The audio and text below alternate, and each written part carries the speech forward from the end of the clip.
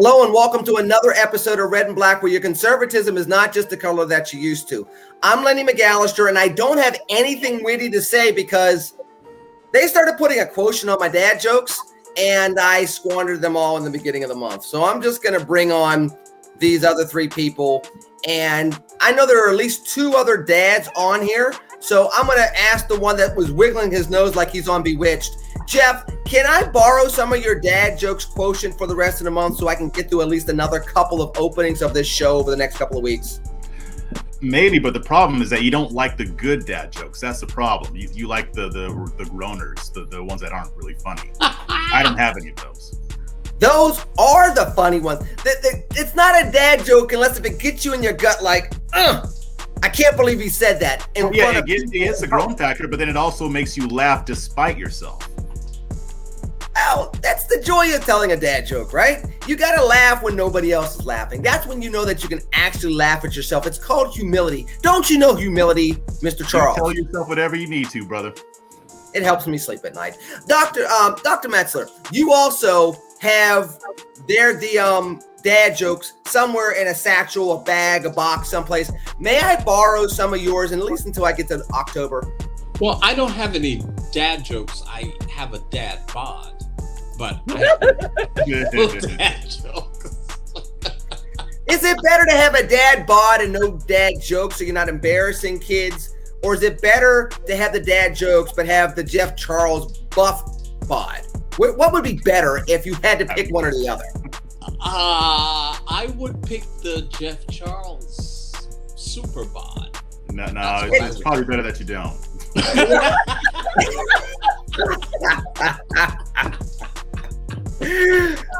Well, Melanie Collette sitting there saying, why, as the only woman here this week, am I being subjected to such nonsense? That crossed my mind briefly.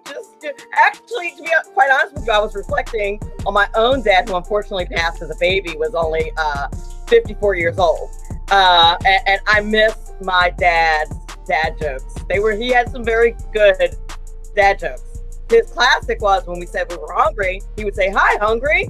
I'm George." My name was George. Yeah. And it didn't matter like how many times, like it never got old. Like as teenagers, he'd still say the same thing.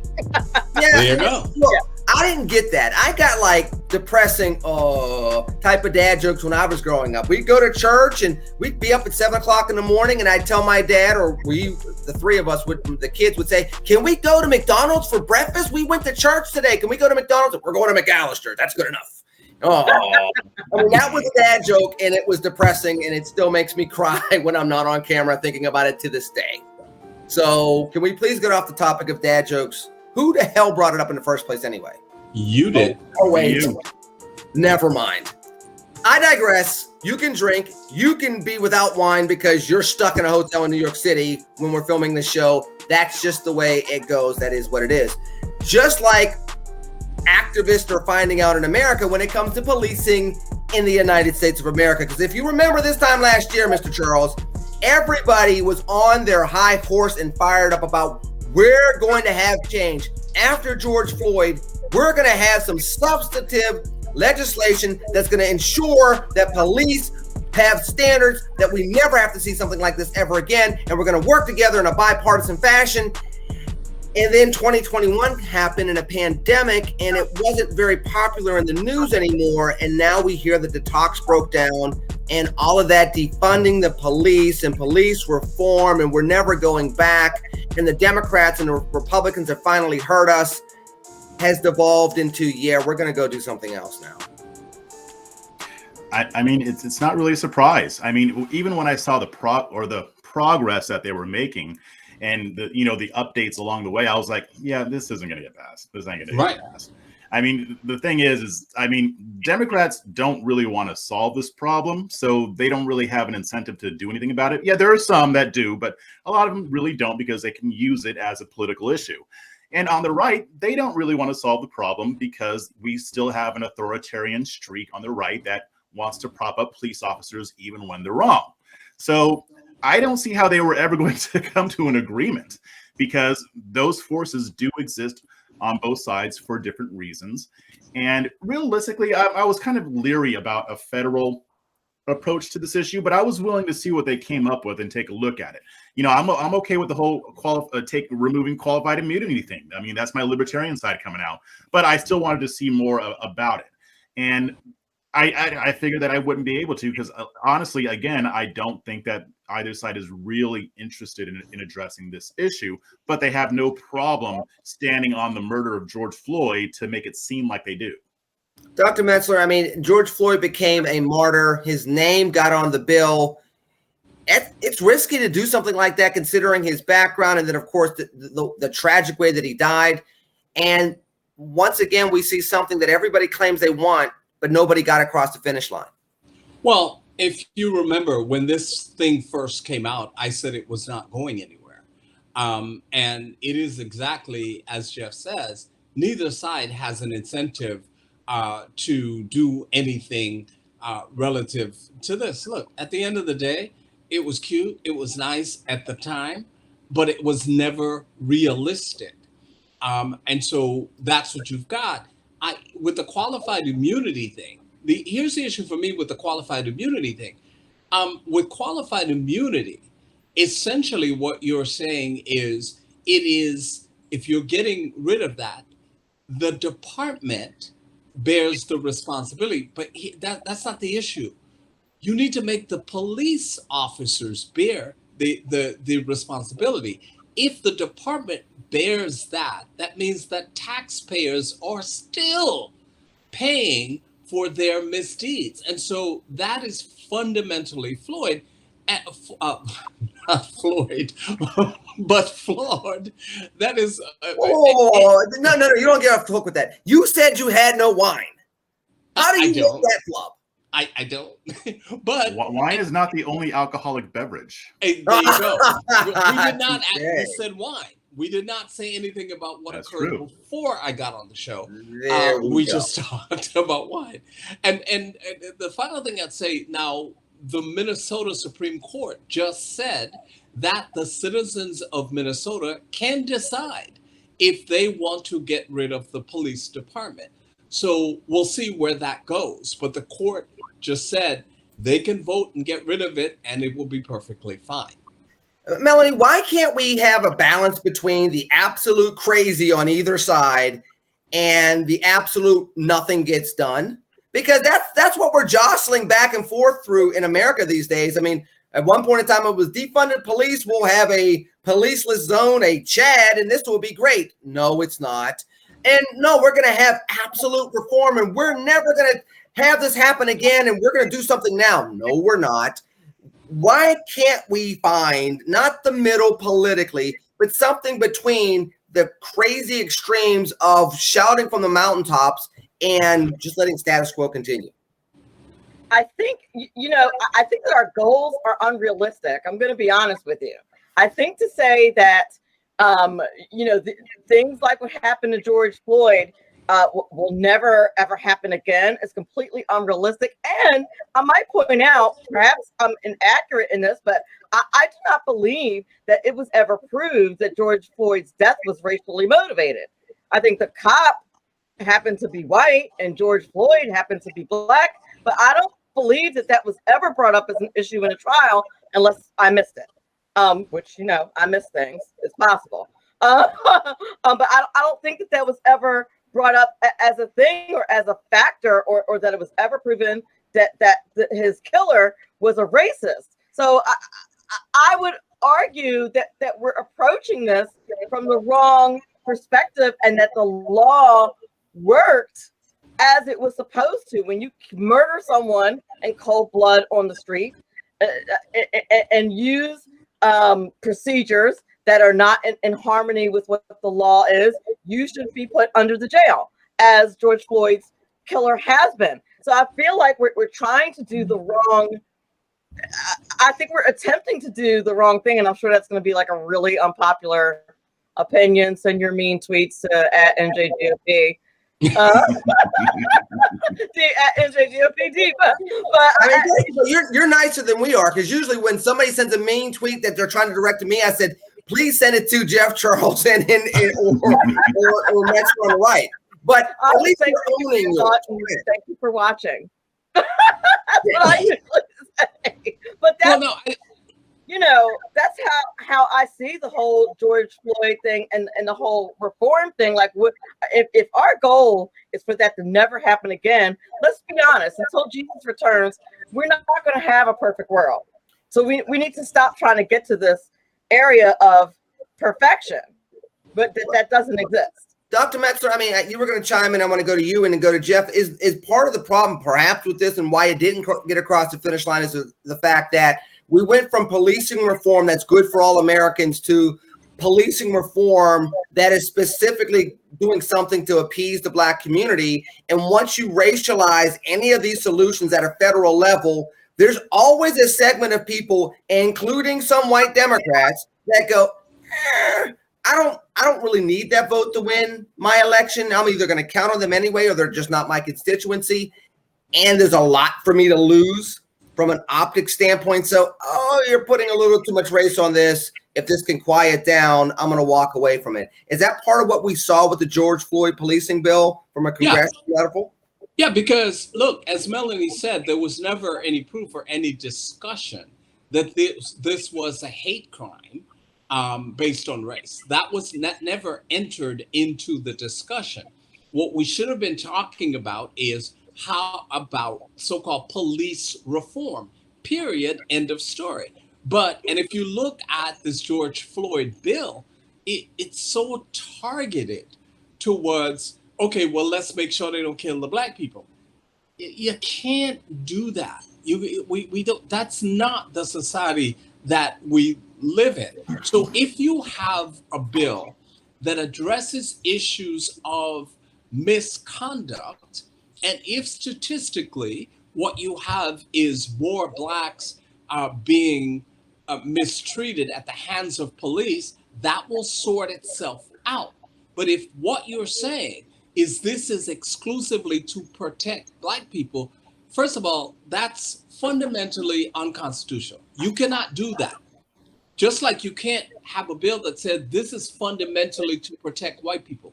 You can't do that. It don't work like that. But what's also crazy about this, Dr. Metzler, and Jeff chime in as well, is the fact that why is it that the things that you're giving to the Black community, quote unquote, it never seems to be economic opportunity, expanded school choice, opportunities to have true home ownership without, banks taking advantage of you. No, what we're going to give the Black community is you cannot be killed by the police at the same clips like the rest of America. You cannot be targeted driving while Black like the rest of America. Oh, gee, thanks. You're going to treat me like a regular American now. That is supposed to be giving something significant to the Black community. And I'm not downcasting the fact that we have to make and close that gap, Dr. M. But if that's the main progress we're getting, our kids are still behind in school, our communities are still behind on unemployment and employment issues, we're still behind socioeconomically, we're still going to die 15 years younger because of healthcare disparities. Hooray, at least we won't get pulled over at a stop sign for quote unquote a rolling stop at 9:30 at night in the quote unquote wrong neighborhood. Yeah, and so you don't pull me, you aren't able to pull me over for a rolling stop. Okay, that's nice. However, do I have the ability to build generational wealth? You can't pull me over. Okay, that's fine. Appreciate that. But after you can't pull me over, what are the economic opportunities for me? All I got is you can't pull me over. It is the racialized pandering. That's the issue. Because in fact, what they think is, if I just say to Black people, okay, we're gonna make it so you can't get pulled over. I'm not saying these things don't need to be addressed. What I'm saying is, and they all understand that is going nowhere. It's not gonna happen, but it's easier to sell it to Black folk. So you can't pull me over, but I'm still working at McDonald's. What? And Jeff, isn't this? I mean, I'm a supporter of Black Lives Matter. I am not a supporter of the organization that it became with a certain agenda that moved away from the sentiment of Black Lives Matter. And look, when this first really came up in 14, 15, 16, and 17, do you know how hard it was to explain to people there is a real difference between saying Black Lives Matter and there's a sentiment and a spirit behind that and what it really means versus the organization it became? Isn't the whole failure of this bill being able to get across the finish line almost exemplifying what happens when you take that sentiment and move it into an organization and then the organization doesn't do the work it needs to do? Because now you don't even hear the phrase Black Lives Matter anywhere near as much. You affiliate that phrase a lot more with an organization with a leader that has a whole bunch of houses in California than you do with the sentiment of the marches and the rallies and the focus on good policies to make sure that Black lives matter just like everybody else's. Yeah, that could have contributed to it. I mean, and the reason why people associate the phrase with the organization is because of the media. They never really drew the distinction. And on the right, they kind of did, but even the right has kind of been dishonest about this. If you say the words Black Lives Matter, they will pretend that you're talking about supporting the organization. So that I think that was specifically done because the reality is that they don't want to change any of this. I mean, I was talking about Democrats and Republicans in Congress, but the media doesn't want to change this stuff. The left-wing establishment doesn't want to change this stuff. There are regular people among that side that do, but in general, they don't. I mean, I had a debate a while ago when they were talking about giving Black Lives Matter the Nobel Peace Prize. And I'm like, well, what have they really done other than bring the conversation to national consciousness? That was good, but if it doesn't result in concrete changes that actually help, then it's not really worth much of anything. Yeah, I get that. Before you go to the Nobel Peace Prize thing, I'm sorry, you asked that question, but again, we have somebody that won a Nobel Peace Prize for winning an election. And I don't and by the way, all that did was bring a whole lot of people's racial animosity to the forefront. It didn't bring a whole lot of peace. So I don't, I get what you're saying. The criteria for that Peace Prize thing is not what it used to be, but I digress. Go ahead. Yeah. Yeah. I mean, the whole thing is goofy. Drink your wine, girl. Drink your wine. Go ahead, Jeff. And they focus on, and the thing is, they focus on the overall international organization. They don't really focus on the local chapters, which I have a lot of political disagreements, even with the local chapters. But at least there are people within that who are actually trying to affect some change. If the media really wanted this to get better, they would highlight the people who want to affect change, and they're not. And going back to the issue of them passing legislation specifically for Black people, I think there are some on the left that recognize that that's not the best strategic way to go about it. I mean, it was Ben Crump and Al Sharpton. They were invited and they went to the funeral of a young white guy who was killed by police, unarmed, unjustly, and for the life of me, I can't remember his name, but this just happened a couple months ago. Yeah. And they went to his funeral. I think that there are people on the left who might start to realize that, hey, if we showcase the fact that a lot of white people are victims of police brutality, maybe we can get some more allies among white Americans. And I agree with that. That's something that I've been talking about for a long time. I'll be writing something else on that soon, especially as it pertains to the whole Petito thing. But the media purposely does not talk about white victims of police brutality, because if they did, then you would have more white people, especially even white conservatives, who would ally with the Black community and say, hey, this police brutality thing, we got to do some police reform. This is bad. But since we're all tribal, it's harder to get them to care when they think it's not happening to them. Well, and number one, it's interesting that you would bring that up, Jeff, because number one, the people on the left that are looking at this, Melanie, they're realizing that we alienated a big pocket of voters. I mean, before it was in vogue to go get all the Black voters. Well, now they're realizing, okay, we can't win elections if we just get all the Black and brown people, because in certain districts, that's still not enough to win. Right. And at a U.S. Senate race, that's pretty much still not enough to win. We barely won Georgia, and we got Atlanta there. We barely win Florida, and we got all kind of Black and brown people there.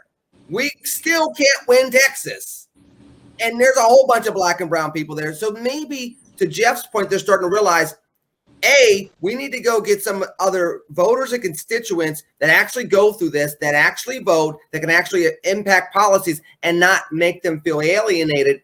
And when it comes to the racialized aspect of this, some of these stories, Melanie, are also egregious. The guy that was in the hotel room that was crawling to the police officer, crying, saying, "Please don't kill me." No threat whatsoever. Dude scared out of his mind. His finger still on the trigger, shoots the guy dead.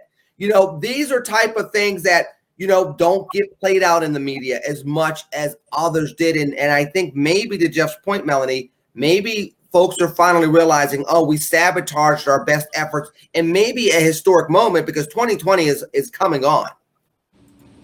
It's true. And I think that, you know, Black Lives Matter messed up their own message by being Black Lives Matter. I don't think that you can divorce Black Lives Matter, the mantra, from the organization. I actually just posted something on my social media yesterday about the 13 principles of Black Lives Matter that is on the Black Lives Matter in School website. And they're atrocious. One of the things that they co-sign is the disruption of the nuclear family. That's a fundamental. It's on their website. I just posted it last night. It's there. And then they have a whole bunch of other things on their agenda that a lot of people, quite frankly, in the Black community don't even agree with, but they probably don't know that they exist.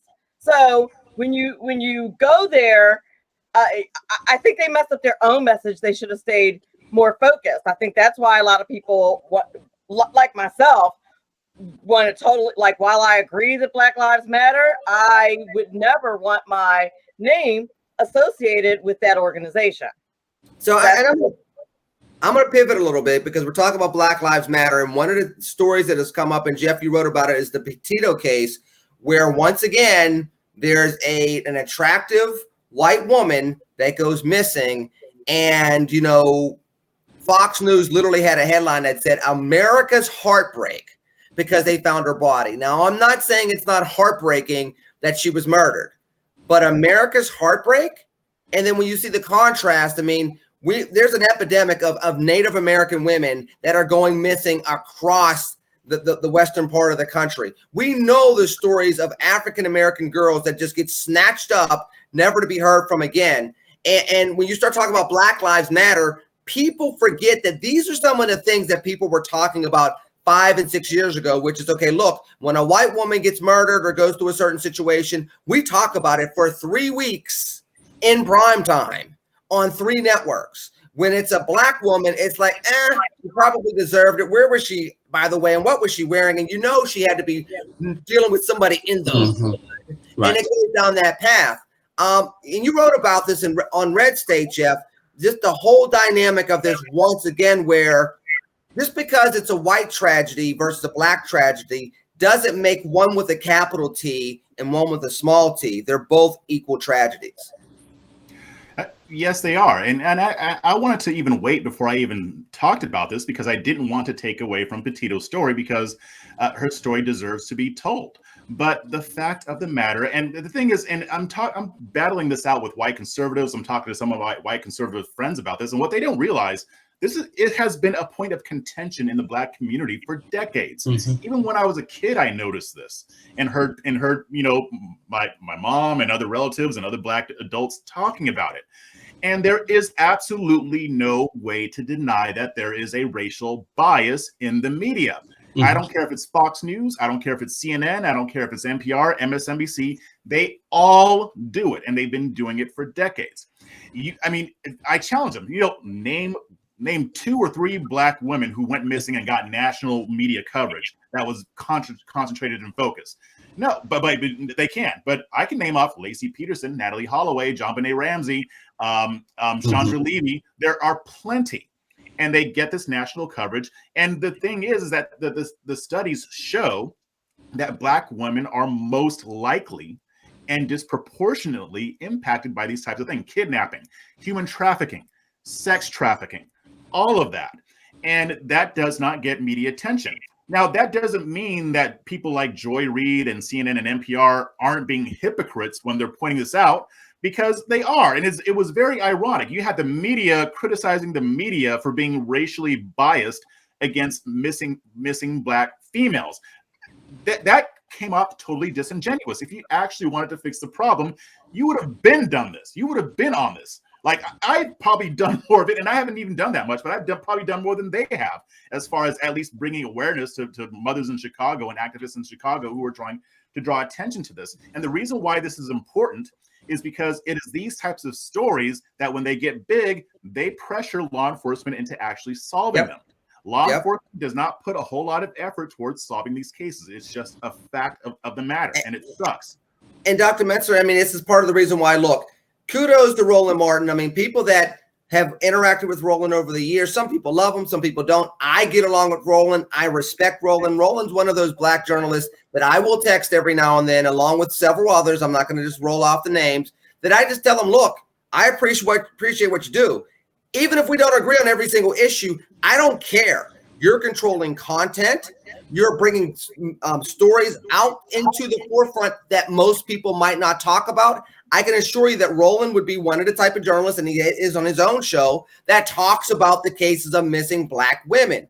You know, this also goes to, and this is why I'm going to you next, Dr. Metzler, this goes to the importance of Black-owned media. Yeah. Because to Jeff's point, if everybody has the bias, and you do have a Black host on some of these networks, the host may be more inclined to talk about the bias than actually talk about the stories. The last time one of these stories really caught a lot of attention from a missing Black child perspective was probably the Atlanta child murders, which were in the early 1980s. Yeah. And people don't realize, well, that was just a couple years ago. Yeah, a couple. They're called 40 years ago, to be exact. It's important to own the content. It's important to own the network. It's important to drive the agenda, Dr. Metzler. Well, absolutely. And that's the thing, with Roland. Again, Roland and I get along very well. We don't agree on a whole lot of stuff. But the thing about it is this: Roland owns his media. And despite what people have to say, Black-owned media is extremely important to drive the story.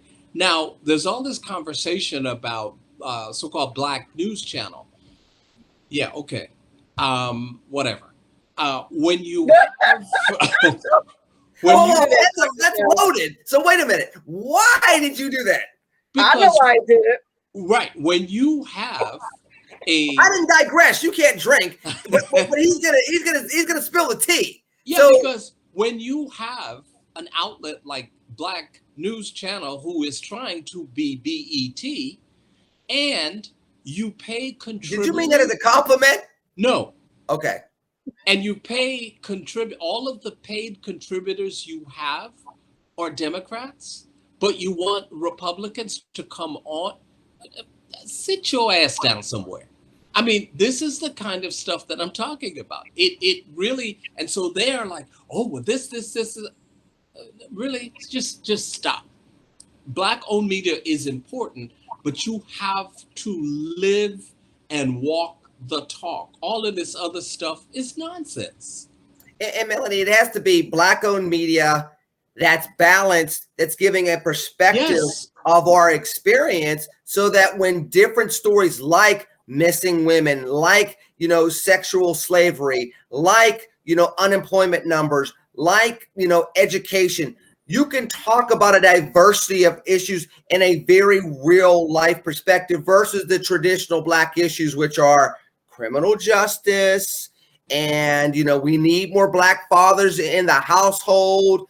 And we're going to stop calling each other the N-word and the B-word. And if we cover those three things and have sports, the Black people will be happy. I mean, we have to get past that in 2021, because if we don't do it now, after everything we went through in 2020, Melanie, when's the next big moment? 2020 was 1968. What are we going to do post 1968 to make conditions better for Black people? Because the argument could be made that there was a little bit of a malaise in the 1970s when it came to Black progress in some instances. We can't afford that post 2020. That's true. That is indeed true. And I want to go on record, since everybody went on record as being, you guys are clearly fanboys of Roland Martin. I am not. Whoa. We ain't say fanboys. We said I'm not a fan. We said respect. All right. Fanboy. I'm just don't let me in with that, because I don't have that relationship. I'm not a fan of Roland Martin. I don't hate the guy, and there are some things that he does that I like, but it's not a matter of being a fan. My point with Roland is this. My point with Roland is he is an example of being able to own Black media. Yes. What he does with that is a different discussion. And every time I've been on his show, all that people talk about, he disrespect. We don't play that. No, he's always been respectful to me. And he wasn't respectful to me when I was on the show. I'm just spilling the tea right here. He was not. So we got beef. As a matter of fact, I was on the show with Reverend Ralph Chitums, and he checked us behind during the break. Yeah. I was there. We know, Rev. Exactly. Well, then I guess I'm the only one who hasn't been on his show. I forget who the Democrat was that was with us, but he also was like, "Yeah, Roland, you were out of line." Right. Like all the dudes kind of came and defended by honor. Yeah. Because he was out of line. Yeah. So I'm not a fan. And we're not saying he's perfect. But we're not saying we're fanboys. We're saying as an example of somebody that's trying to be both true to the culture and an entrepreneur that's trailblazing, he is an example of what we need more of versus a BET model, which was, look, BET in the 80s and the 90s.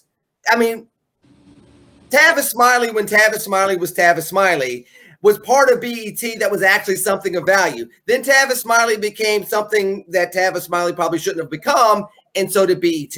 So we're trying to go to the 80s and the 90s, the Donnie Simpson Video Soul BET days is what we need more of versus what BET became and others. That's because we don't. Issue is that they're not Black owned.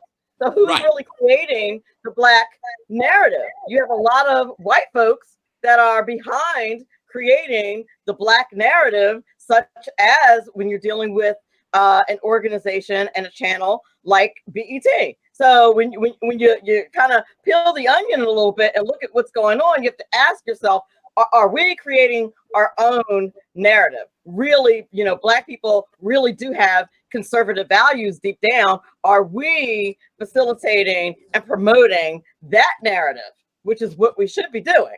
And go ahead, Dr. Metzler, because I want to ask the question back to Melanie in a second. Yeah, because the BET continues to be shake that ass, show me what you're working with. That's what it continues to be. But it goes to this. And Melanie, I'm going to go to you first, and I'll go to Jeff. It goes to we as, and I'm going to put the statement out there. We as Black people cannot define the word value the same way that capitalistic America may define the word value.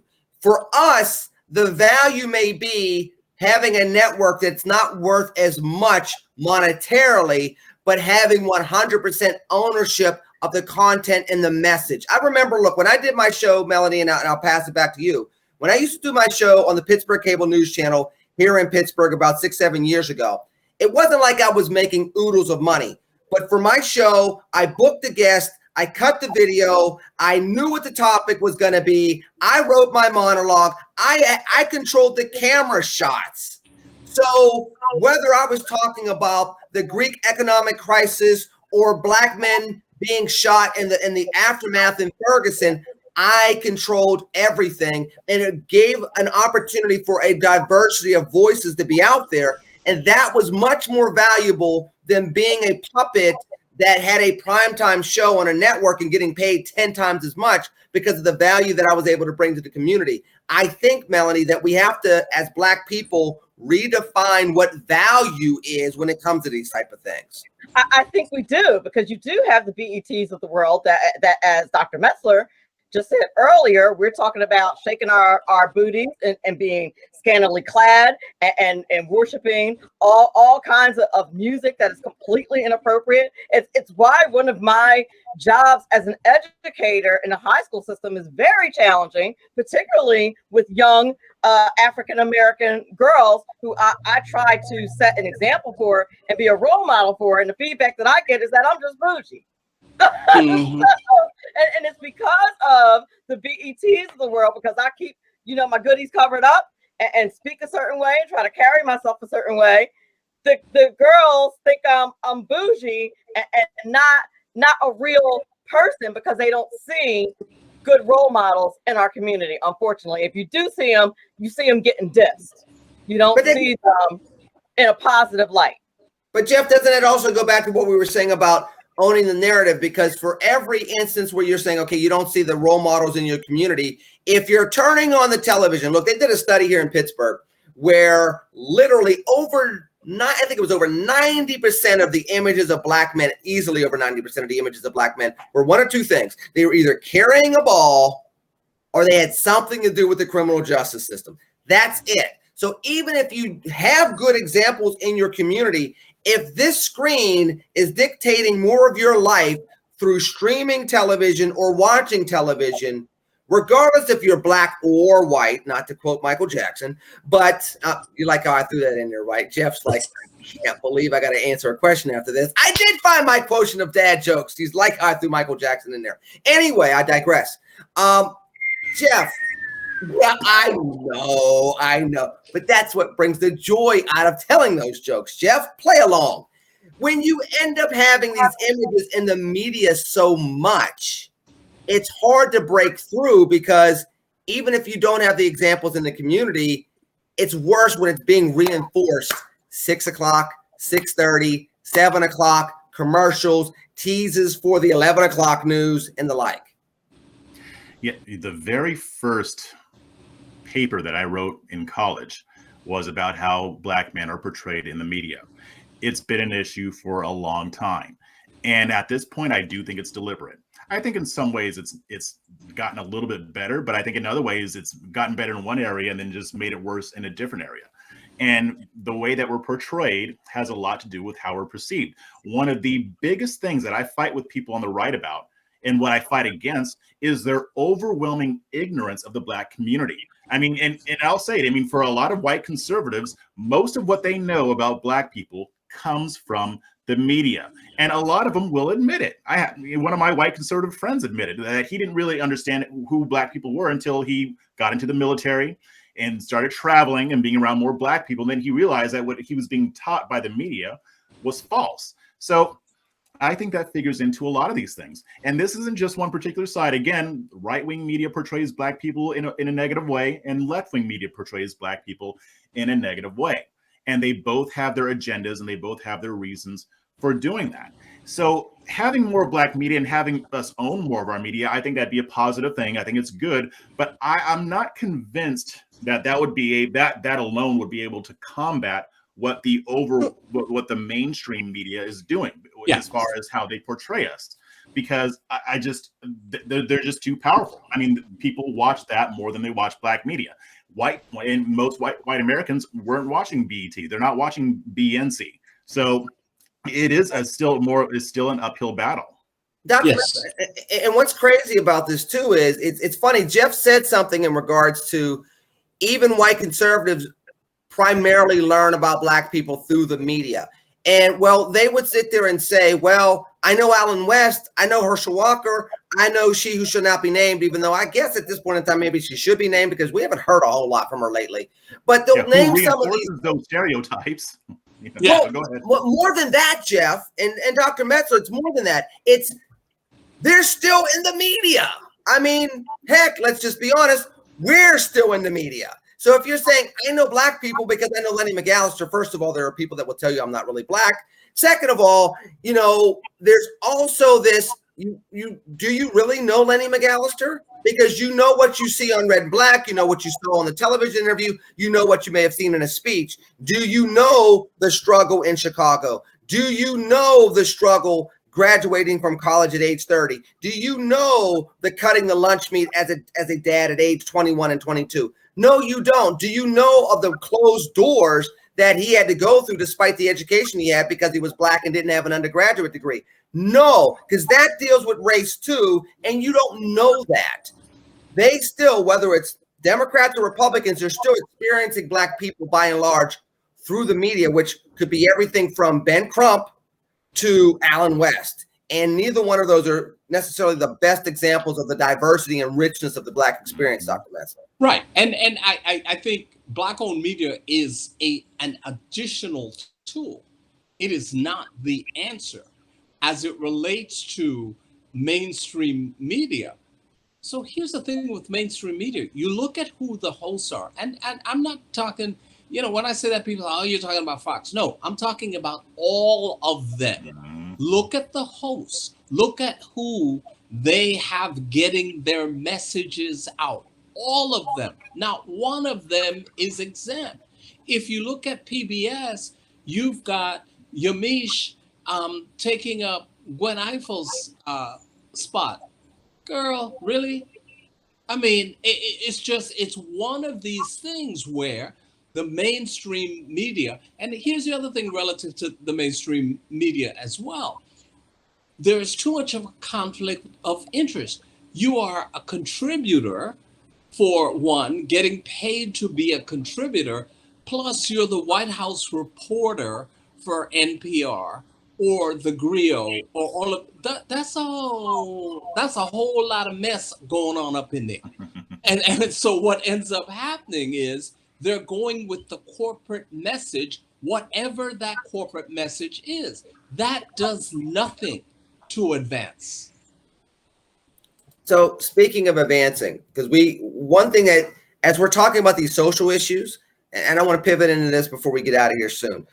As we talk about these social issues, we forget about some of the rudimentary foundational things that a government's supposed to do, such as, I don't know, protect national sovereignty. And when you talk about national sovereignty, you have to talk about the borders. And Dr. Metzler, I'm going to go to you first because you're the person with the most, Delta miles amongst the four of us on this call. And Melanie, I'm sure you've been around the world a little bit, but you don't got as many Delta miles as he does. Who does? Exactly. Very, very true. International man of mystery right here. Dr. Metzler, the whole situation with the Haitians at the Mexican border this week that led to this whole fiasco and this uproar is once again exhibiting several things. And it depends on what angle people want to take, whether it's our immigration system is horribly broken.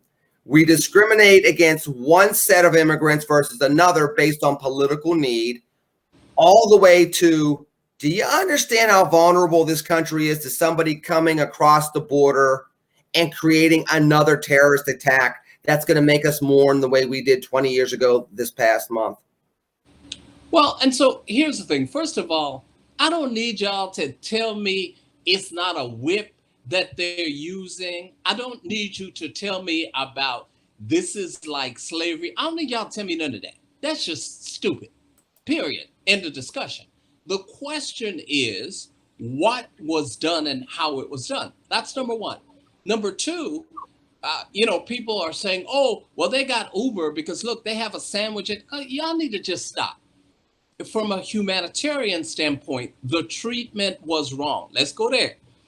I don't believe that folks should come into this country illegally at all. I don't believe that. However, you have international human rights obligations. You've signed on to these treaties. When they come here, there is a certain way you have to treat them. Period. End of discussion. So the ambassador, the special envoy, who's only been in the job 2 months, resigned. He said, look, I'm not with that mess of the way that they were treated. I'm not with that. So he's out of the picture. But the most important thing is Jeff's boo. Okay? So Kamala is in Washington, but she is in charge of the border, but she in Washington. Oh, I have ordered an investigation. Girl, you ordered an investigation? I'm investigating why you're not down at the border. Okay, it's the most bizarre. And as much as they criticize Trump's policies, they are using the same policies. What are we doing, people? It's interesting that you would bring that up, Dr. Metzler, because Melanie, this is one of the critiques, actually, believe it or not, came from both MSNBC and CNN over the last couple of weeks, which is they did an analysis of the immigration policies between Trump and Biden, and they found that Biden's continued an awful lot of these immigration policies, which, by the way, I want you to also touch upon this. The more people want change, the more things stay the same. They do this with every president. They say, you voted for this radical change in foreign policy and this, that, and the other. And let me show you how much they continued it. Because if you remember, the big critique 10 years ago was George W. Bush was drone bombing the heck out of everybody, and he was inhumane. And then they did a little bit of a background check on Obama and was like, he loves those drones. So let us not talk about that because he's actually worse than what Bush was doing. And he was bombing, if you remember, the drone attacks, particularly on one or two American citizens that happened to be in cahoots with either the Taliban or ISIS or Al-Qaeda. And there was no type of rhyme or reason. There was no due process. It was just terrorists of the state, out they go. You're seeing the same thing now with Biden and his predecessor when it comes to immigration. You are seeing the same exact thing. I think I would say that President Trump's policies were a bit different, and that he definitely sent the message through the media and through actually talking to the media that you were not welcome to come here illegally. Whereas President Biden absolutely sent the opposite message while he was running. He sent that same message as president, and now he's refusing to talk to the media about this message. I do believe that he definitely created. You did not see the catastrophe at the border that we see now during Trump's presidency. You just didn't, because people didn't feel welcome. Now, you can call that mean if you want, but at least the border was under control and we were not worried about who was coming to our country and being spread all over the country in the middle of, by the way, COVID's not over, in the middle of a pandemic.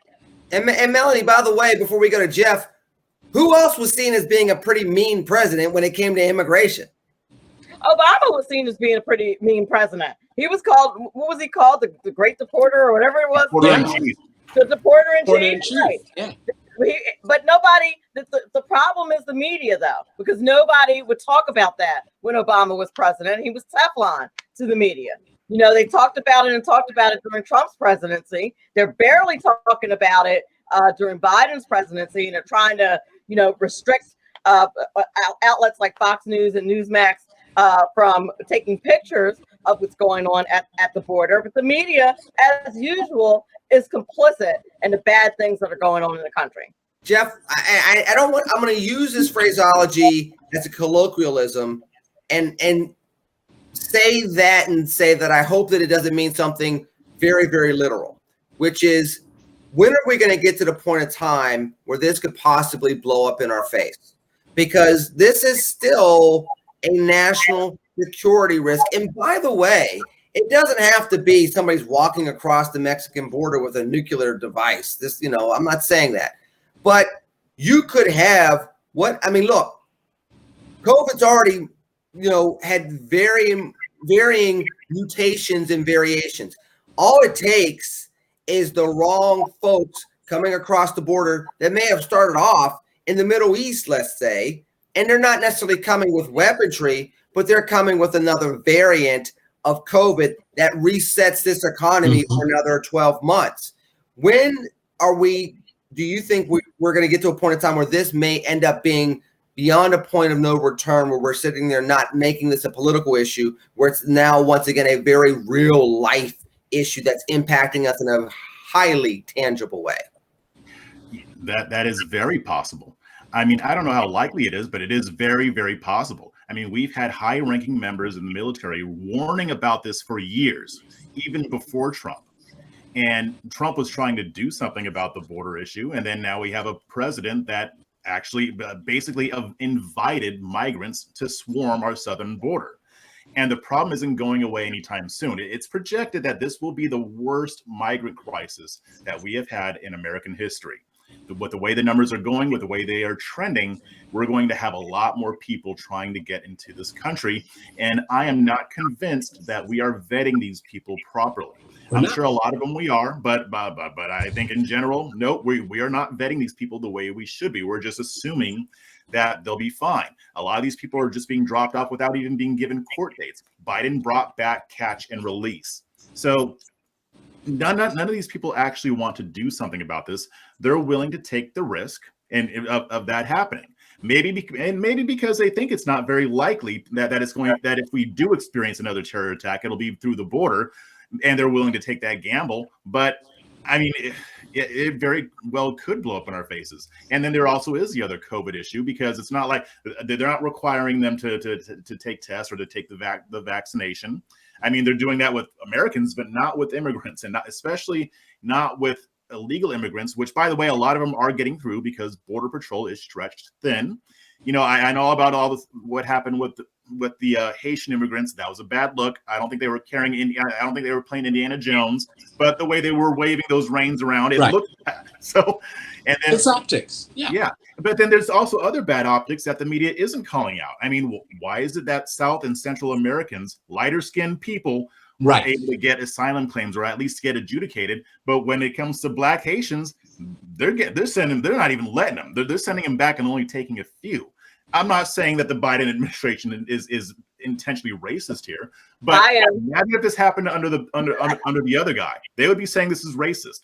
And just really quick too, a report just came out yesterday, I believe, and there were documents showing that at least 33 unaccompanied minors that we're holding have been sexually abused. Mm-hmm. The media isn't picking it out. We already knew that there were indications of that earlier this year. I wrote an article about it in June, where BBC and ABC, which were the only two news outlets that covered this, were hearing from people who worked in those facilities who talked about children being abused. And again, the media is quiet. So the media is, they are aiding and abetting the abuse of children by not reporting it to the American public. It's a horrible situation all the way around. The government is messing this up, and the media, which is their propaganda arm, is also messing this up. I don't see how this gets any better anytime soon.